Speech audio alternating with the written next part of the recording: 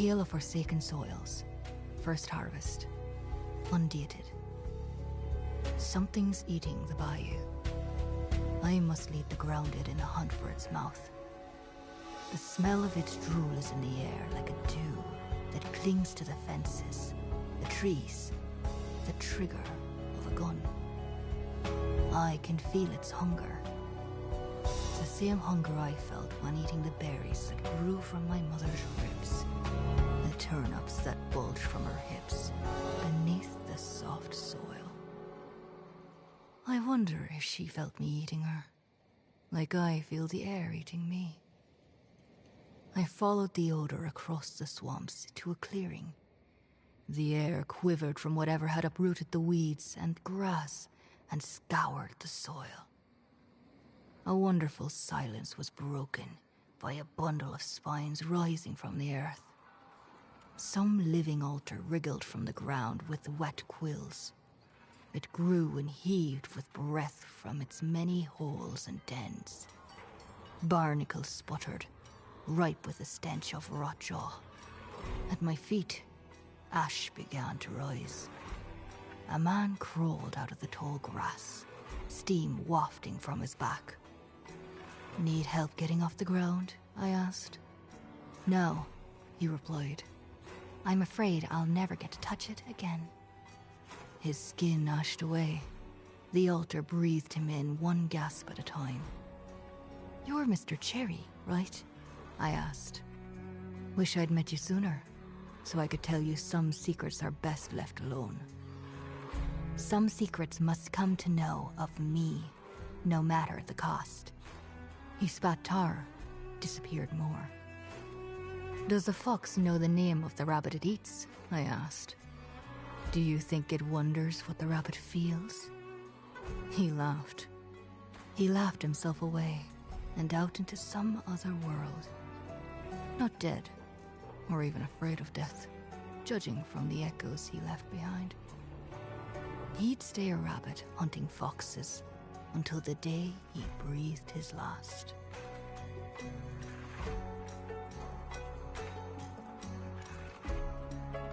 Almanac of the Swarm.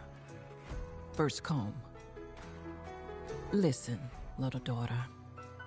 This tale will nest an egg inside your heart.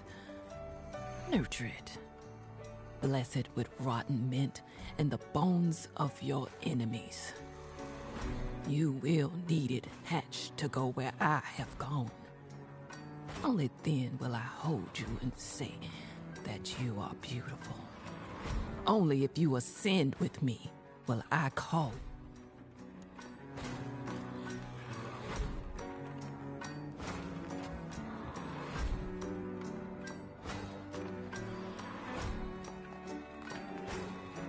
Almanac of the Swarm.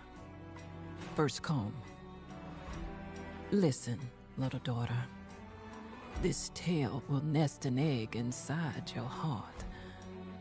Nurture it. Bless it with rotten mint and the bones of your enemies. You will need it hatched to go where I have gone. Only then will I hold you and say that you are beautiful. Only if you ascend with me will I call you mine. At the start of our ascension, we were a colony without direction. Hornets infiltrated our hive, and like we should have, we attacked as one. But somewhere along the line, we lost sight of our true purpose, to ascend to become the purest vessels of the sculpture's power. The targets, the corrupted. After Sophia's blood boat landed true on the murmur stone, it yawned open. Rip light poured from the stone's mouth. Blue, in curtains. Divine. The first stage of our ascension was at hand. The death pack fled. Appendages from our Lord erupted as altars from cracks in the soil. 4 hunters more blessed by the sculptor than we rose with them. Bloated. Alive, not alive. 4 drowned angels full of mud. We shot and fired and bombed and pushed, but they paired off. They pushed back with filthy weapons and insects I would have held so close to me. So precious and holy, but they sacrificed them. They should not be forgiven.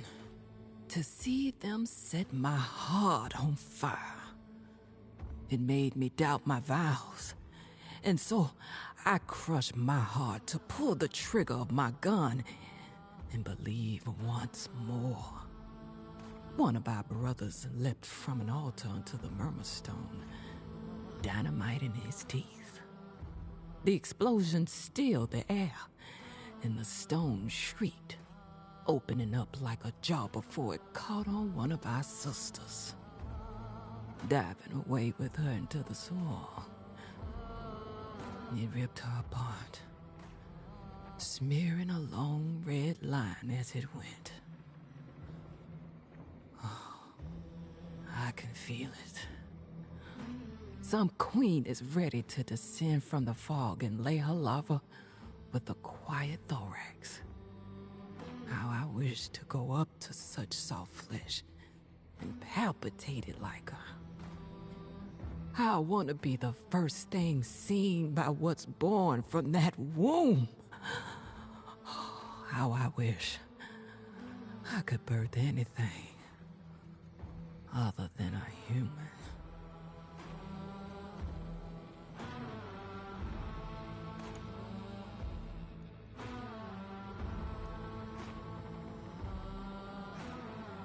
Ink on papyrus scroll.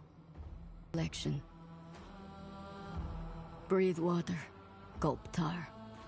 Pump mud through your heart, if you have one still. Never was a fan of sunshine. The cloud cover is the only thing keeping me from losing my...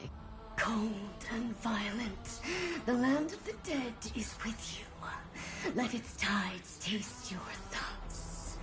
Cradle your ambitions, your fingers as it strangles life from the living. One moment, I'm back in the bayou, finding what I was sent here for. Then my sight splits in 2, in 4, in numbers I don't have the mind to count anymore. Like that damn witch told us, the land of the dead has sown its desolation here. Honestly, I always hated the bayou. Was almost happy to see it sink. Sink so far it feels like rising. At the bottom of the world is the sky, where our moon makes her knives so sharp. Was almost happy to see it dying.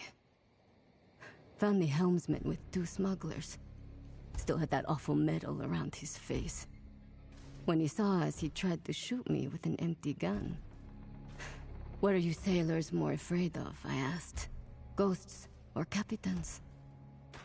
Lafitte stepped out to join me. The helmsman ran, but... Stab! Bite! Their eyes, remove them. The things they've seen, remove them. Feed them to the many thousand mouths that gasp, swallow, funnel to the land. I came to my senses holding one of the smugglers' heads, and an arm too. Oh well. The witch told us this might happen. That even if our drowned selves lost control sometimes, we were doing the right thing. Every blessing rides on the back of a curse. Every shadow laughs, the backside of blood.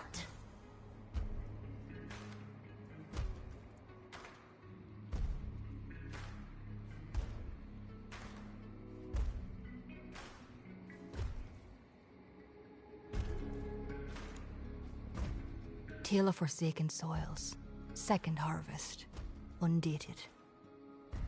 My introduction to the drowned was seeing the Delphine's captain and the rat rip 2 hunters in half.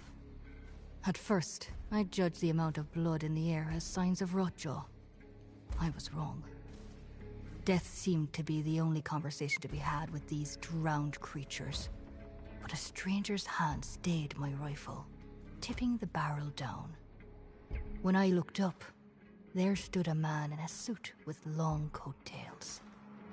He offered me a cup of steaming tea. Made me speak somewhere less ghastly. He had my respect for sneaking so quietly through the bramble, so I obliged. We went to a train car made into a small outpost.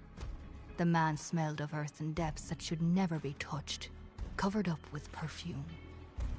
He was an animal if animals sought to mate with money. "Pretty country down here," he said. I eyed my tea, was afraid to drink it. "Now, I know Finch departed this world with somewhat of a shaky reputation," he went on. "But the operation you hunters are set upon extends far and wide. So I've come down to offer assurances. Bounties will still be paid. The parties I represent would hate for harvesting to diminish. I don't care about money. I care about keeping the soil free of curses. These drowned poison it with altars, with ash."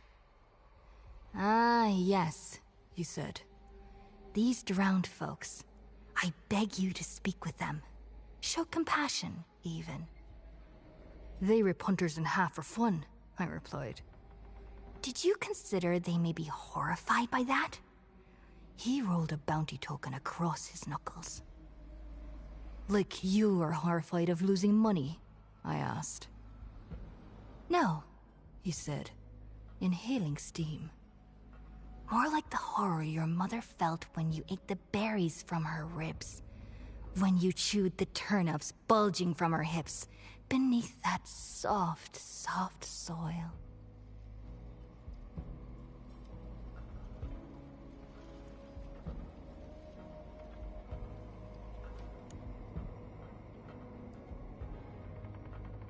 Almanac of the Swarm, second comb. When you were a baby, I placed you in a beehive. The bees did not sting you, but you cried and soiled yourself. Even then, the bees forgave you, crawled down your throat to let you know. But you couldn't accept their forgiveness. I am earning that forgiveness for you. Everything I do is for you. Butcher's cleaver failed us. Brothers and sisters gathered at the sawmill for his sentencing. The cow had bound the cleaver to the base of a log flume.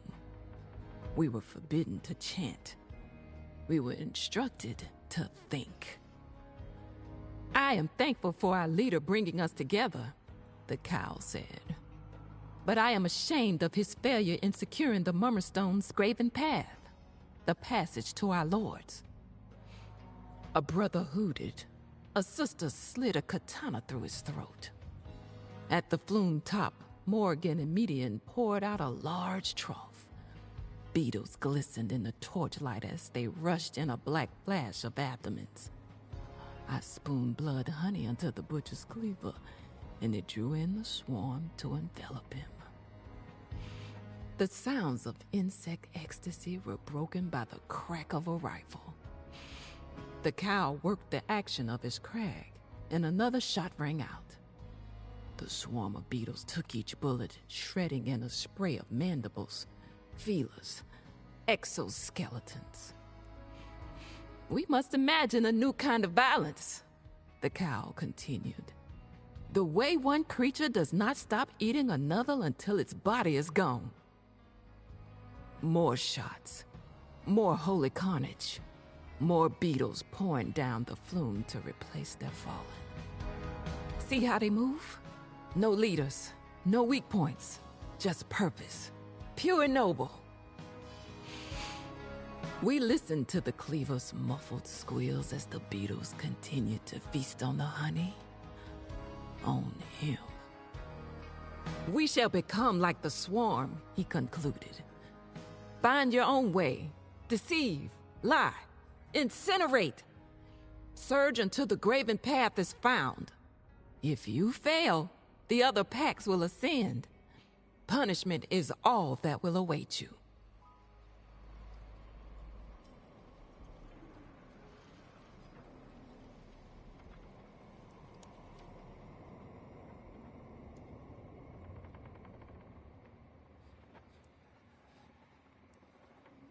Ink on papyrus scroll.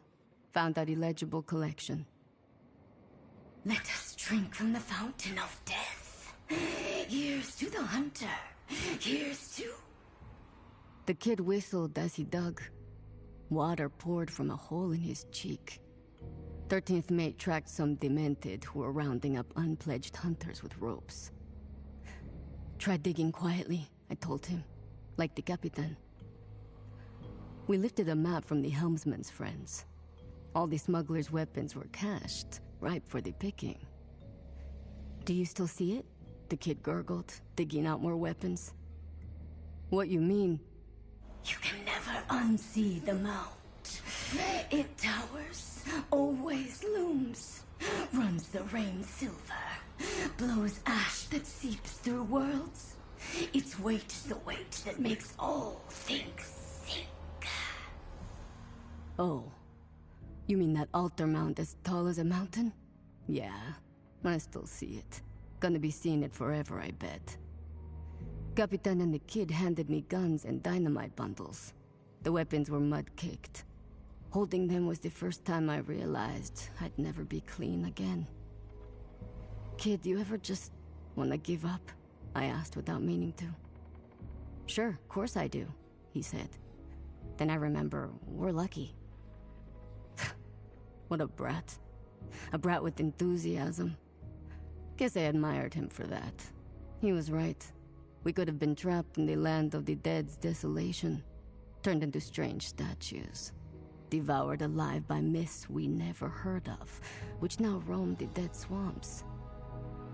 13th mate fired off a flare. The other packs had found us. It was time to drag all our fates underwater to drown, hand in hand.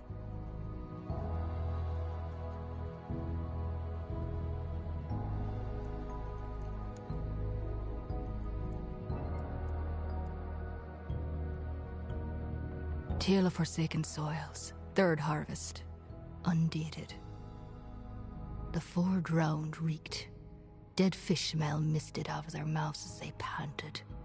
They huddled in shame around weapons and weeping altar. I felt bad for them. I stood with the other pacts who were gathered. This was more people than I'd ever seen before.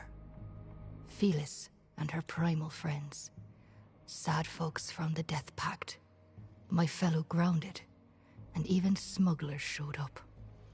With all our guns drawn, the drowned spoke first. Place your ear to the earth, they said. Listen. I was the only one to do as they said, ear to the ground. I heard many hearts beating. They beat deep and rooted. I didn't need to listen long to know one of them was mine. The sculptor's gifts aren't free, the droned rot told me. Every time you touch an altar, something is taken from you. A knowing, a truth. It has grown in the land of the dead, returned with teeth to eat us all. She shot the altar and it screeched. That's lunacy, Phyllis said. I hushed her. Soon, you'll not belong to yourself anymore, the 13th mate said. The blood in your body will marble. You'll be trapped inside the worst thing you've ever done, and the sculptor will feed on it.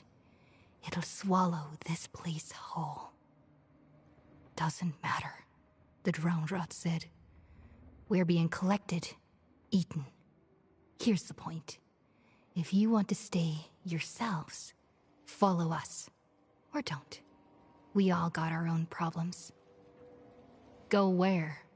A strange solo hunter asked.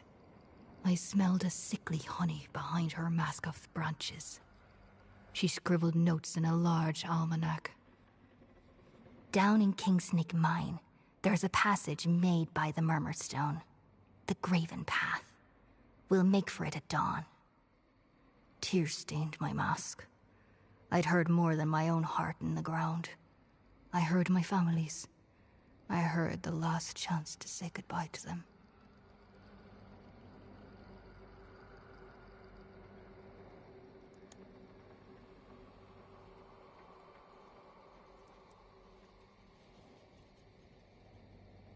Almanac of the Swarm, third comb. The only way to split my soul was to have you, with you. I could feel twice as much, see twice as far. You were to be a queen in a queenless land. You were to be a miracle of a daughter, not a curse.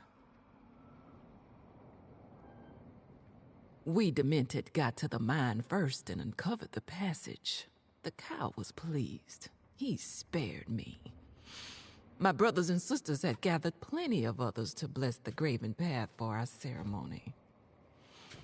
"Bleed the path wider for us," he commanded. Deep underground, all sounds were amplified. 5 unpledged hunters were pinned by lances in a circle around the rift passage. Their blood leaked into the graven path and made it pulse with waters from the land of the dead. We tossed Mr. Cherry's equipment in. Knives, brackets, jars of organs, more knives and restraints. The hole widened. "We worship our targets as devotees, acolytes," the cow told us. "But perhaps it is the targets who worship us. We will seek them out. It is time to give them our blessings." We forced groups of unpledged through the graven path and stormed forth in their wake. 1,000 ship bells rang, and through their echoes, we sank. At the graven path's end, I slid into a fountain. In the distance, a great mound loomed, spiraled and kinked and made by giants of insect kind. Lightning flashed, and monsters hunched and furrowed in the distant mists. Legends unknown blocked me from this throne. So a legend myself, I set to become.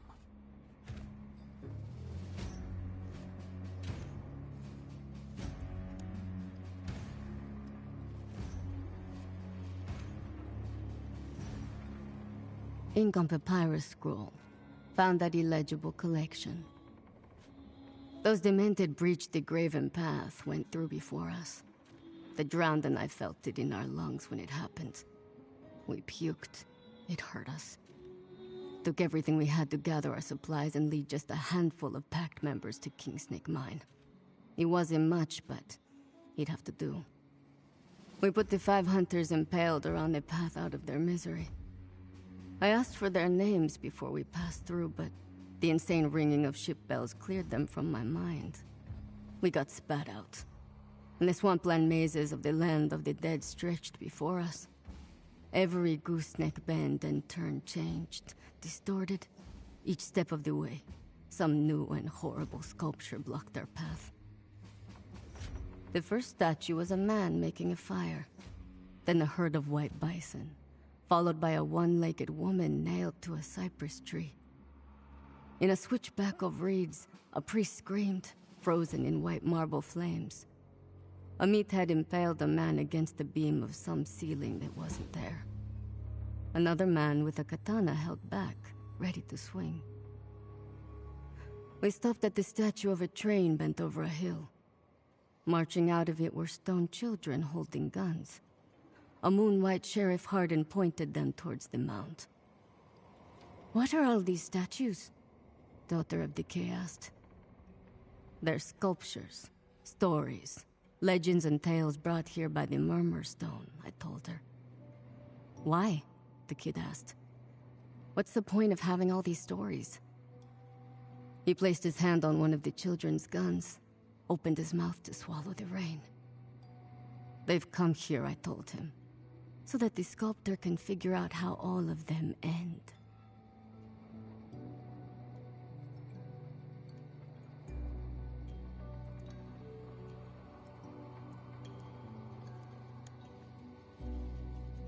Tale of Forsaken Soils, 4th harvest, undated.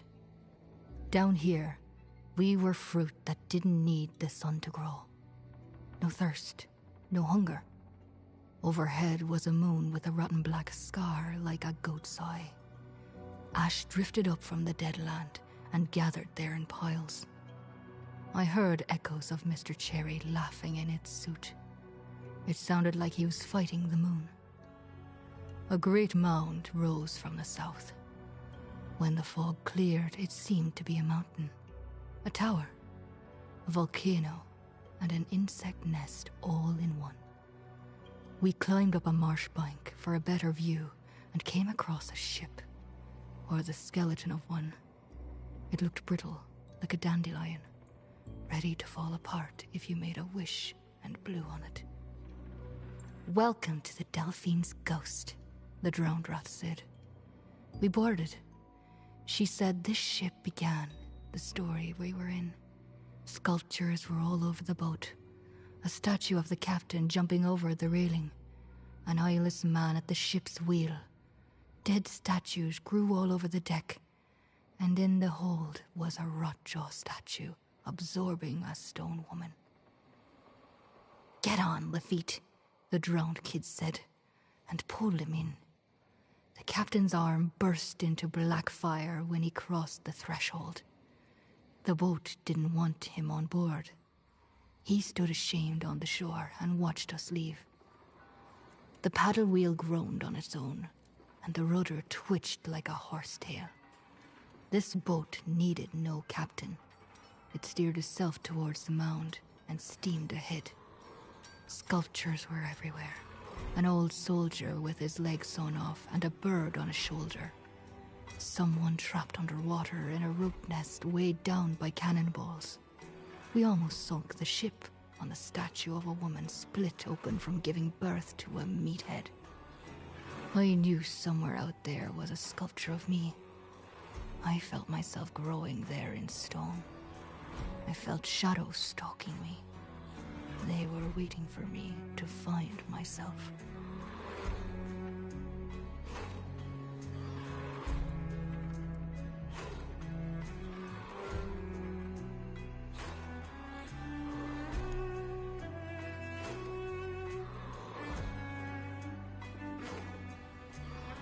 Almanac of the Swarm, 4th comb. The first time I was stung, I cried with joy. The blessing of a stinger is holy. The spreading of venom and blood makes openings in your soul. From there, our Lord's thoughts emerge. But some thoughts you must be weary of, child. Some thoughts must be killed before they kill you. We pushed groups of unpledged hunters in front of us, blindfolded and tied to ropes. We shot them if they slowed. The landscape reacted to our swarm. Armors hulked from the fog, sheared limbs, the air filled with hive screeches. And we fired and impaled and reveled in the mud, and vowed we spilled. Statues of monsters forgotten by books and time blocked our way. Herds of decayed horses frozen mid-gallop. Fleeing a skeletal giant. A tree-high horse to rule all horses. Its ribs split open and sucking in old soldiers and the equine alike to mash them with its bones. The closer we came to the mound, the more deranged the fights became. Our crusade pushed through herds of leeches and waves of grunts that set off old ship mines buried in the mud. Every hunk of shell lodged in our flesh only affirmed our vows. Bite wounds and poisoned spines became the language of our story. We were chosen to rule over this endless place. Chosen. We had been chosen. We would prove it at the mound under a dying moon.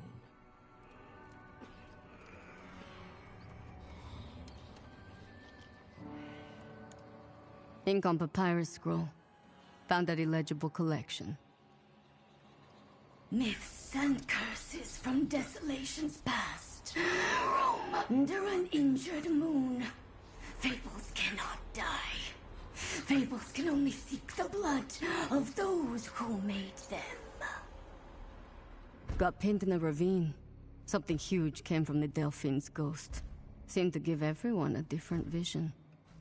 Veles called it a landslide full of bones. Kid thought it was a giant serpent. That wormbite fella saw it to be a legion of knights with tombstones for heads. I called it something to shoot, and shoot it to sunken hell we did. Each time some new horror struck at the ship, the landscape closed up and trapped us. We shot and stabbed our way through it all. And at the ever-wandering center of the land of the dead, we found her. The creator of us four drowned. That white-haired witch who calls herself Lynch. She sat on a sculpture of Rotjaw. In the gator's mouth, that Gar woman was nestled with a little girl on the tongue. They held a bundle of wilted lilies between them and laid fast asleep in the cradle of teeth. Strange sitting place you got there, I told her. It's a promise I've kept, Lynch said. Her voice still spoke only in my head, just as always. Great, I told her, jumping off the bow. You promised a plan if we brought the packs. Give it now. The Lord of the Dead is anxious. He knows I am to win our wager. A walkway of pillars and columns stretched away from us. There stood the Lord of the Dead. It was hard to make out its shape. Something like a man stabbed with 1,000 knives. Maybe just some unnamed thing you miss every time you blink. Let's hear it. The bet. The plan. Erase the Bayou's history. Wash clean its transgressions and sins. I've channeled all I could manage into you four.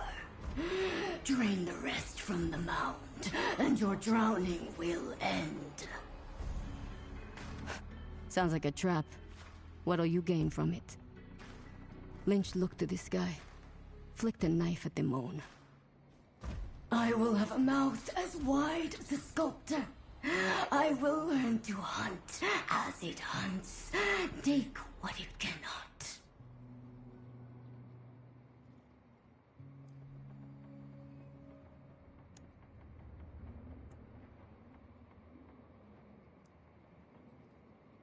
Tale of Forsaken Soils, 5th harvest, undated.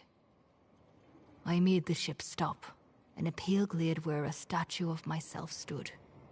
It was of me as a little girl, sowing seeds into my mother's fingers. Sculpted bits of my cousins, siblings, aunts and uncles stuck through the soil too. I stood for a minute, a year, 10 dozen seasons of fog. I came all this way, I finally said, to share my harvest with you. I shot a hole in my statue. It bled over the garden. If I had tasted of them, it was only fair for them to taste of me. My life was theirs too. The shadows following me bowed in respect. Weeds must be pulled with a cold heart. And so we pushed onward to the mound. We crept up on the demented hordes as they crashed upon the mound slope in horrible shrieks and waves. The entrance to the mound center was barred by a Goliath gate of beetle wings. We wouldn't be able to pass through the elytra shells sunk into the rock. The demented pounded upon the barricade and fought off every terror the bayou had ever known as rows of meatheads pushed them into the channel, piled upon them to drown. Everyone but the drowned jumped ship and left to fight off the monsters and demented. But the shadows which had followed me drew in close. I crept in their shade as they guided me through body piles and rows of traps. I ducked, waited, shot who and what I could. The shadows pointed to a gathering of immolators at the gate. One bullet was all I needed. They erupted in a chain inferno and set the gate aflame, revealing it to be alive. Pus and insect blood hissed from cracks in the wings, and the Delphine's ghost churned ahead and rammed the injured gate. The entry tore open, and a tremor shook the mound. Hosts of shadows escaped from within the gate, free to roam whatever land they chose. But my shadow stayed with me, for there was still a season of harvest my family wished to guide me through.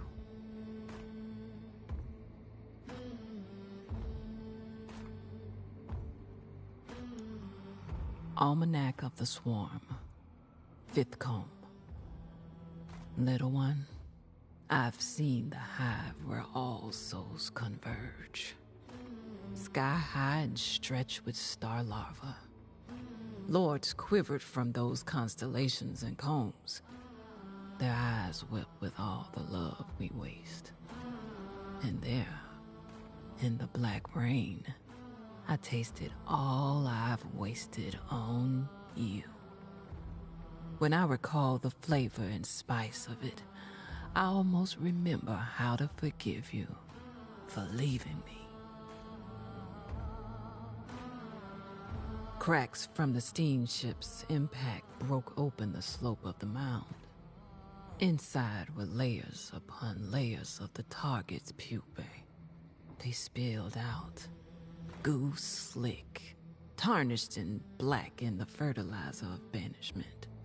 My demented guzzled in their rawness. They slurped and burrowed into the pulsing nursery until they were out of sight. I didn't join them. They ignored the Delphine's ghost, but the ship's journey had not ended. It struggled against wind, and the ichor gushing out the gate. So I boarded in secret. I knew there was a greater miracle to behold beyond these gestating targets. And so, I left my kin behind to journey into the mound. Only the drowned were left aboard the ship, dead, quiet and still. The paddle churned for years, decades. Sculpted cones spiraled along the walls into the sky.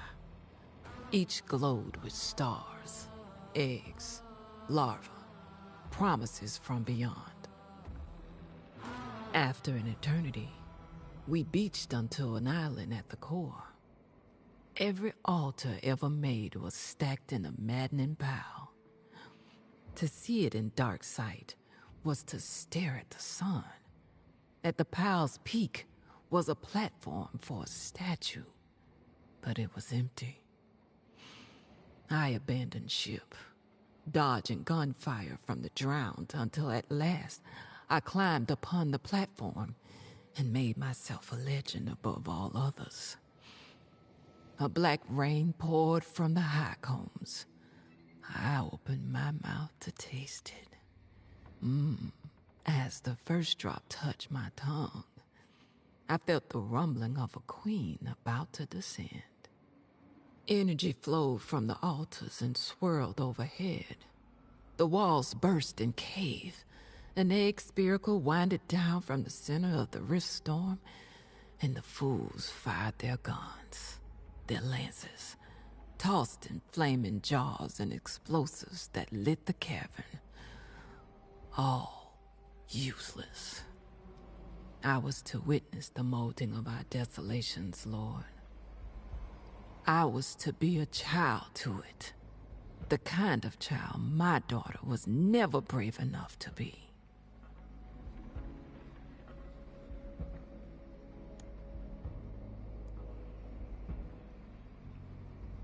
Ink on papyrus scroll. Found at illegible collection. Lynch lied. Figured as much. She meant to feed us to this thing being hatched. This monster born of desolation. I fired all my rounds anyhow. Tossed some depth markers for fun. Then I smelled a life bursting into flames. Lafitte finally made it to us. Came on an old rowboat. Rode so hard one of his hands fell off. He flapped aboard and the Delphine's ghost blew its whistle in disgust. Whatever long-sowed punishment he earned scorched him with blue heat, orange embers. He looked ashamed, and at peace at the same time. This is what atonement must be, I thought. Don't think I'll ever seek it out myself. He burned and crawled into the engine room to open the boiler. Inside was a navigator's hell no artist could describe. Whatever its shape, he accepted it, hugged it even. Lightning and smoke roared from the smokestack. We abandoned ship as the Delphine's ghost said goodbye to the land of the dead and the land of the living, and vanished as a summer thundercloud rising around the madness that throbbed from above. Her bow crashed upon the hatchling and tore open its gulping throat. Black steam ballooned its gut and burst. Rest of our dynamite went off, and if this thing had a mind, it was blown apart with the force of a volcano. Your sins may be forgiven, though you will carry them always. May their scars live on forever. May you live to feel the unfeelable. Stormbolts struck the altars, and we heard every statue across the land shatter. The graven path flooded in on a surge of light. Brain chunks glowed in constellations upon the walls, thinking some last thought. The path spread a cover between us and desolation, and splashed over the cave. It drank us in, spat us out all across the bayou, in trees, creeks, and on roofs and walkways. Wherever our stories end, it wasn't down there. Lynch said we 4 drowned hold all the bayou's sins now. I don't feel much different than before, though. Rain feels cool. Bullets cause pain, and pain reminds me I'm alive, or alive enough. A mosquito finds the sunlight warm on my cheek and drinks. I wonder what desolate plane it feels itself upon as the shadow of my hand covers it. I wonder if I'll be fast enough to pull my gun when that shadow comes for me.